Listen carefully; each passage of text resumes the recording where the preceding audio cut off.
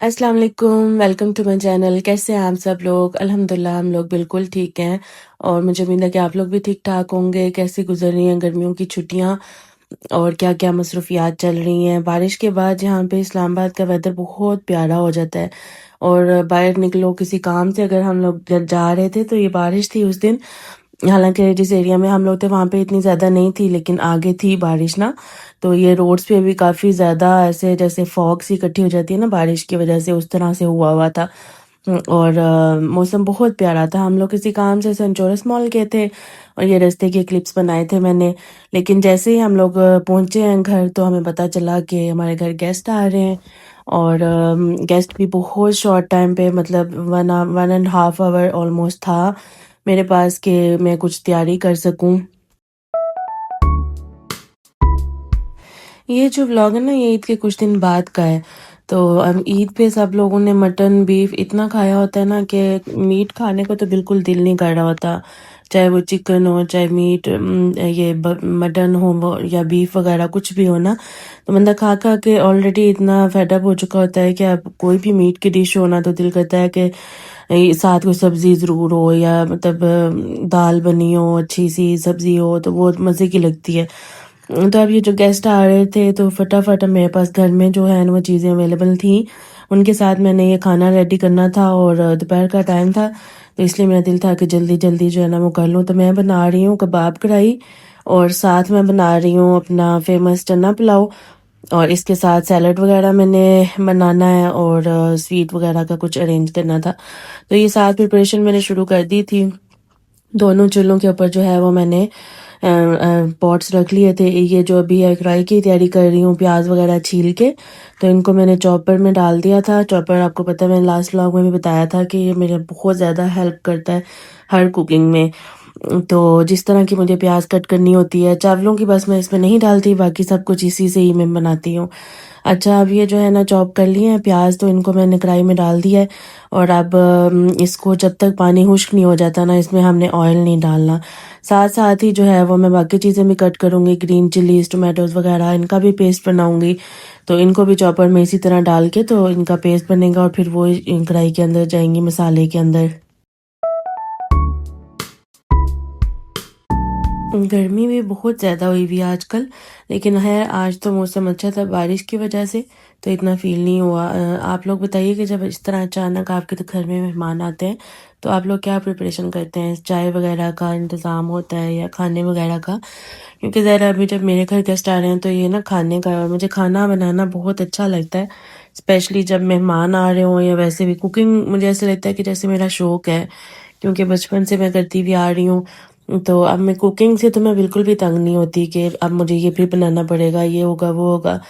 मुझे ऐसे लगता है कि अब ये मेरी एक आदत बन चुकी है शौक के साथ-साथ और मुझे बहुत अच्छा लगता है और मैं दिल से बनाती होती हूँ।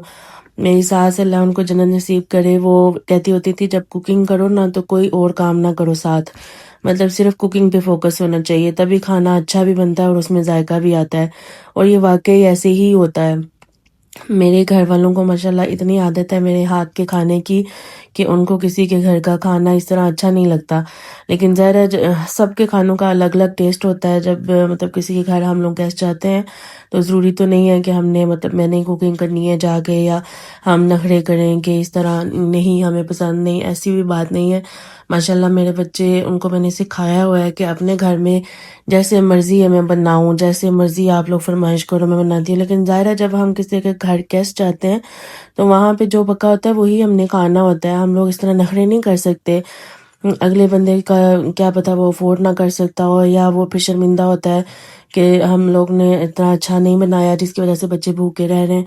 तो ये आदत बचपन से सिखाई हुई है, बच्चों को डाली हुई है कि जो भी बना हो ना बेटा वो खाना होता है और शुक्र करके खाते हैं। अल्लाह का शुक्र है कि हमें ये नेमतें नसीब हुई हैं। तो टाइम बहुत कम था ना, तो इस वज़ह से साथ-साथ मैंने चीज़ें की करना शुरू की हुई थी। ये कबाबों का वो जो कढ़ाई का मसाला बना रही हूँ। दूसरी तरफ मैंने देगचे के अंदर प्याज़ जो हैं वो चावलों वाले कट करके और ऑयल डाल के उनको भी भूनना शुरू किया हुआ है। जब वो ब्राउन हो जाएँगे तो फिर उसमें हम पानी ऐड करेंगे। तब तक ये कढ़ाई का मसाला भून रहा है और साथ-साथ मैं जो है वो कबाब कट कर रही हूँ।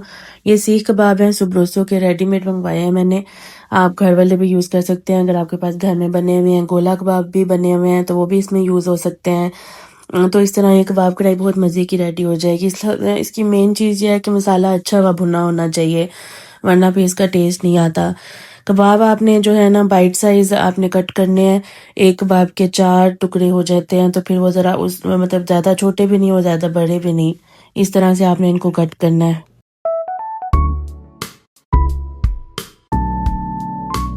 कढ़ाई का ये मसाला रेडी हो चुका है। इसमें मैंने कबाब भी ऐड कर दिए हैं। थोड़ा-सा भून के इसमें पानी हम ऐड कर देंगे। पानी बस बहुत थोड़ा-सा ऐड करेंगे ताकि कबाब और मसाला जो है ना वो उनकी कंसिस्टेंसी एक जैसी हो जाए, और फिर इसको दम पे थोड़ी देर के लिए रखेंगे। इधर चावलों का तड़का भी तैयार हो गया था। पानी मैंने इसमें ऐड कर लिया है, और ये स्टोव मैंने ज़रा चेंज कर लिया है क्योंकि मुझे उस स्टोव पे ज़्यादा आदत है कुकिंग करने की, तो वो मेरे नज़दीक भी होता है और हाथ भी ज़रा दूर तरफ आना नहीं पड़ता। तो ज़्यादा इजीली रहता है मेरे लिए वो ना स्टोव। तो अब ये पुलाव की तैयारी हो रही है। कढ़ाई को तो जो है वो दम पे रख दिया है। अब इसमें नमक मिर्च वगैरह मैं डालूँगी। एक्चुअली चावलों में सिर्फ मिर्च मैं नहीं डालती हूँ, और सब्ज़ मिर्चें डलती हैं और गरम मसाला डलता है और नमक डलता है। इसके अलावा हल्दी अगर थोड़ा-सा कलर आपने डालना है, इसमें ऐड करना है चावलों में, तो तब आप डाल सकते हैं। अदरवाइज़ गरम मसाला ही इनफ होता है। और ये फिर मैंने इसमें अंदर चने वगैरह डाल के पानी जो है वो मैं मेजर कर लेती हूँ। जितने चावल होते हैं उससे डबल क्वांटिटी में हमारे यहाँ डलता है पानी, और शुरू से इसी तरह ही राइस बनते हैं। जब तक खाना रेडी होता है तब तक हम साथ-साथ बर्तन भी वॉश कर लेते हैं। अभी जो कुकिंग के दौरान थोड़े से यूज़ हुए हैं कुछ नाश्ते के, तो इस तरह हमारा किचन भी बिल्कुल साथ क्लीन हो जाएगा। जब तक खाना रेडी होगा तो मेहमानों को जो है ना हम प्रॉपर टाइम भी दे सकते हैं और इज़िली आराम से हम जो है वो उनके साथ टाइम स्पेंड कर सकते हैं। वरना अगर घर में कोई और औरत नहीं है आपके, मतलब एक अकेली आप हैं और आप भी सारा टाइम किचन में घुसी रहेंगी, तो फिर मेहमानों को क्या फ़ील होगा कि हम लोग क्यों आए हैं यहाँ पे ना। आपने अगर सारा दिन ही किचन में ही गुज़ार देना है, मेहमान आए हुए हैं, फिर भी आप लगी हुई हैं कुकिंग करने, बर्तन धोने, तो फिर मेहमान को कोई इम्पोर्टेंस फ़ील नहीं होती। मेहमान को लगता है कि मैं तो ऐसे ही आ गया, ये तो इतनी ज़्यादा बिज़ी है।